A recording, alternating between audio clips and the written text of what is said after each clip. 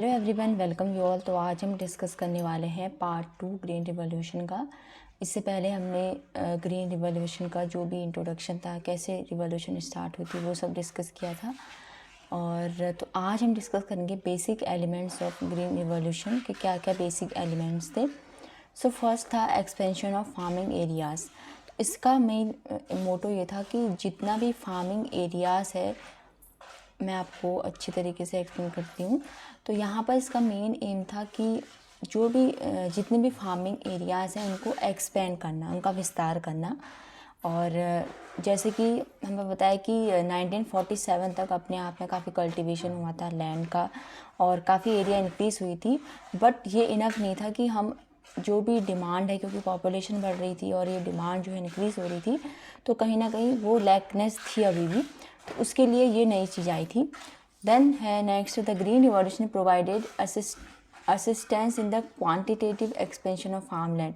और कहीं ना कहीं इसकी वजह से जो लैंड है उनका कहीं ना कहीं क्वांटिटी बड़ी, उनकी एक्सपेंशन हुआ फार्म लैंड का। नेक्स्ट है डबल क्रॉपिंग सिस्टम, जो कि काफ़ी इंपॉर्टेंट पॉइंट है, इसको आप ज़रूर याद रखिएगा।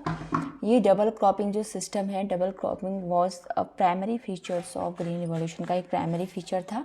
इसका मतलब ये था the decision was made to have 2 crops seasons per year instead of just 1। मतलब इन्होंने ये बोला कि किसी एक सीजन में 2 वहाँ पर जो फसलें हैं, जो क्रॉप्स हैं, उनका कल्टीवेशन होना चाहिए, एक का नहीं होना चाहिए।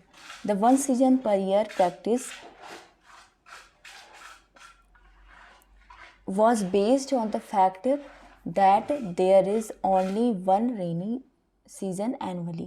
और जो भी 1 सीजन पर ईयर जो प्रैक्टिस थी वो किस पे बेस्ड थी कि क्योंकि एक बार रेनी सीजन आता है एंड साल में एक बार आता है, तो उसको ध्यान में रख कर ये चीज़ें सारी ऑर्गेनाइज की गई थी। नेक्स्ट है water for the second phase, now coming from huge irrigation projects. तो यहाँ पर बहुत सारे इरीगेशन प्रोजेक्ट्स आए ताकि जितना भी जो क्रॉप्स है वहाँ पर प्रॉपर वाटर सप्लाई हो पाए, डैम्स वगैरह बने। ये सब क्या हुआ, सारी जितनी भी एडवांसमेंट हुआ ये सब हुआ था ग्रीन रिवॉल्यूशन के अंडर। साथ ही जो इम्प्रूव्ड जेनेटिक वैरायटी, जो सीड्स की डेवलप की गई थी, वो सब ग्रीन रिवॉल्यूशन के टाइम पर ही डेवलप की गई थी।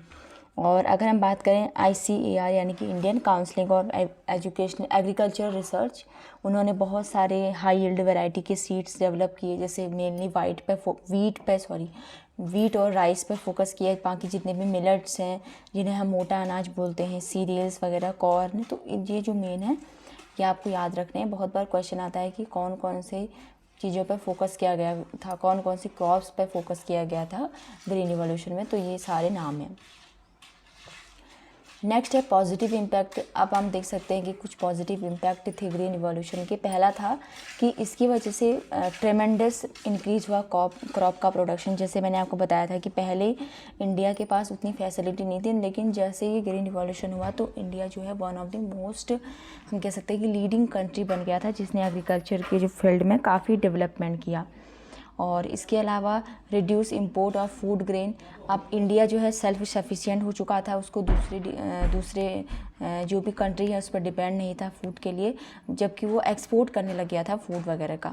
तो बहुत ही ज़्यादा यहाँ पर जैसे यहाँ पर आप देख सकते हैं कि ये इंडिया का फूड ग्रेन का प्रोडक्शन है, जो ये डेटा यहाँ पर दिया हुआ है, आप इसको गो थ्रू कर सकते हैं। वीट और राइस का यहाँ पर प्रोडक्शन दिखाया गया है कि मिलियन टन के हिसाब से कितना जो है परसेंटेज बढ़ता गया और ईयर के अकॉर्डिंग दिखाया गया है।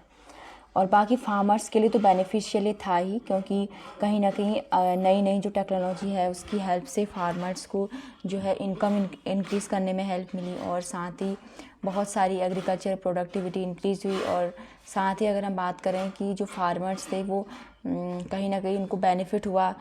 और अगर हम बात करें तो जैसे high yield variety seeds production है, फर्टिलाइज़र मशीन्स, तो कहीं ना कहीं इन सब का जो है प्रोडक्शन बहुत ज़्यादा मात्रा में होने लगा था।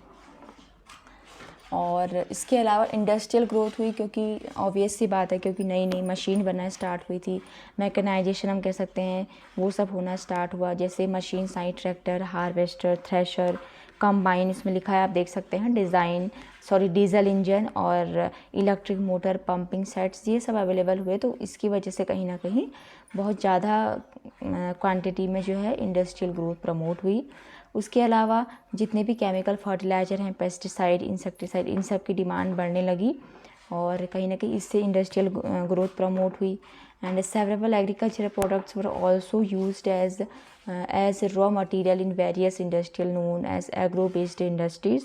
तो बहुत सारे एग्रीकल्चरल प्रोडक्ट जो हैं वो भी यूज़ हुए थे, वो उनका भी कहीं ना कहीं यूज़ होना स्टार्ट हुआ। बाकी रूरल एम्प्लॉयमेंट तो हुआ ही, क्योंकि कहीं ना कहीं लेबर जो है वहाँ पर काम करने लगे और मल्टीपल क्रॉपिंग सिस्टम हुआ और कहीं ना कहीं वर्कर्स के लिए इंडस्ट्री में वर्कर्स और फैक्ट्री में, क्योंकि हर जगह वर्कर्स की रिक्वायरमेंट होती है, कोई मशीन हो उसको ऑपरेट करने के लिए या ट्रैक्टर को चलाने के लिए। तो ये सब कहीं ना कहीं रूरल एम्प्लॉयमेंट भी इससे बढ़ा। अब कुछ नेगेटिव इम्पैक्ट देख लेते हैं। मैं कुछ इंपॉर्टेंट इम्पैक्ट बताऊंगी, बाकी आप वीडियो में आप खुद से पढ़ लीजिएगा एक बार। Non food grains left out, तो यानी कि इसका सबसे बड़ा ड्रॉबैक ये था कि इन्होंने वीट को, राइस, कॉर्न, इन सब को तो फोकस किया, लेकिन जो नॉन फूड ग्रेन्स थे जैसे कॉटन है, जूट, टी, शुगर केन, इनको भी प्रमोट करना चाहिए था, क्योंकि ये भी मेजर कमर्शियल क्रॉप्स हैं इंडिया के लिए। तो ये सब इससे अनटच रहा, untouched, almost left by the green revolution. और limited coverage of high yield variety product, जैसे हाई यील्ड वैरायटी जो प्रोग्राम्स हैं उसके अंडर में जैसे कुछ ही पर फोकस किया गया। यहाँ पर नाम दिए हैं जैसे वीट है, राइस, ज्वार, बाजरा, मेज़, इन पर ही फोकस किया गया। बाकी भी और वैरायटी जो हैं वो सब यहाँ से लेफ्ट हुई।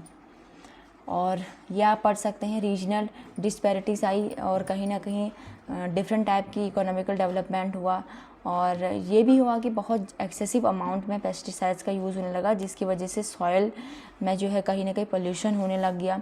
तो ये सब आप देख सकते हैं। और साथ ही इसने जो है सिर्फ पंजाब, हरियाणा, वेस्टर्न यूपी वाले रीजन को कवर किया, जबकि ईस्टर्न जो रीजन है जैसे असम, बिहार, वेस्ट बंगाल, ये सब, उड़ीसा वगैरह, ये से अनटच्ड था, यानी कि इस पर कोई भी ग्रीन रिवॉल्यूशन का कुछ ज़्यादा असर नहीं पड़ा था। और ये जैसे मैंने बताया कि एक्सेसिव यूज़ होने लग गया केमिकल का, जिसकी वजह से सॉइल पोल्यूशन हुआ, ये आप पढ़ सकते हैं। ये भी आप एक बार खुद से देख लीजिएगा। अनएम्प्लॉयमेंट हुआ, जैसे पंजाब और हरियाणा के उसमें तो कहीं ना कहीं वहाँ पर हुआ, लेकिन और एरिया में अनएम्प्लॉयमेंट बढ़ गया, क्योंकि वहीं पर सब लोग फोकस करने लगे। और हेल्थ से रिलेटेड काफ़ी प्रॉब्लम हुई, आप देख सकते हैं कि केमिकल्स का यूज़ होने लग गया। तो कहीं ना कहीं क्योंकि उसी अनाज को फिर खाया जा रहा है ना, जो उगाया जा रहा है खेतों में, तो उसकी वजह से भी बहुत सारी ऐसी प्रॉब्लम जो है क्रिएट होना स्टार्ट हुई। अब ये काफ़ी इंपॉर्टेंट स्लाइड है, मैं आपको सजेस्ट करूँगी या तो आप इसका स्क्रीनशॉट ले लीजिए या तो फिर आप इसको एक बार पढ़ लीजिए। ये रिवॉल्यूशन जितने भी एग्रीकल्चर के फील्ड में हुए हैं, दीज आर वेरी इंपॉर्टेंट। जैसे ब्लैक रिवॉल्यूशन हुआ था बायोडीजल के प्रोडक्शन के लिए, ब्लू रिवॉल्यूशन फिश के प्रोडक्शन के लिए, ब्राउन रिवॉल्यूशन हुआ था लेदर को प्रमोट करने के लिए, और food chain revolution double income of Indian farmers को 2020 तक उनको प्रोड्यूस करने के लिए उनकी इनकम को। बाकी इसमें इंपॉर्टेंट आप पढ़ सकते हैं, गोल्डन है, ग्रीन रिवॉल्यूशन आपको पता चल चुका है, पिंक रिवॉल्यूशन आप पढ़ सकते हैं, रेड रिवॉल्यूशन, वाइट रिवॉल्यूशन जो कि मिल्क प्रोडक्शन के लिए इम्पोर्टेंट था। तो ये काफ़ी इंपॉर्टेंट है, आप इसको जो है एक बार गो थ्रू ज़रूर कीजिएगा। सो ये था ऑल अबाउट ग्रीन रिवॉल्यूशन। और अगर आपने पार्ट 1 नहीं देखा है तो एक बार आप ज़रूर इस पार्ट को देखिएगा, काफ़ी इंपॉर्टेंट टॉपिक है। सो इससे रिलेटेड अगर आप कोई भी क्वेरी हो तो आप मुझे कमेंट सेक्शन में कमेंट कर सकते हैं। और अगर आप चाहते हैं कि कोई बीएससी, एमएससी या फिर कोई भी आप क्लास 12th भी इवन आप टॉपिक लेंगे तो उससे रिलेटेड भी अगर आप कुछ कोई टॉपिक पूछना चाहते हैं मुझसे बायोलॉजी से रिलेटेड, तो आप ज़रूर उस कमेंट करके मुझे बताइएगा। Thank you for watching.